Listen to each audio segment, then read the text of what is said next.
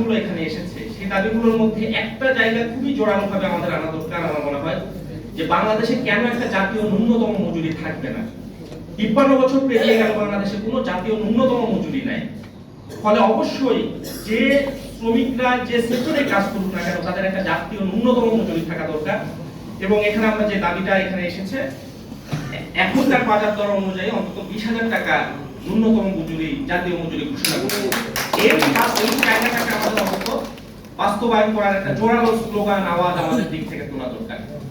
আমরা সংবিধান পরিবর্তনের কথা আলোচনা হচ্ছে, সেই সংবিধান পরিবর্তনের জায়গায় আমরা যে কথাটা বলেছি যে বাংলাদেশের মানুষের যে মৌলিক অধিকার, তার শিক্ষা পাওয়ার অধিকার, স্বাস্থ্য পাওয়ার অধিকার, তার একটা ঘর থাকবে, কাজ থাকবে, এই মৌলিক অধিকারগুলো বাংলাদেশের সংবিধানে তার সাংবিধানিক স্বীকৃতি নাই। ফলে এবার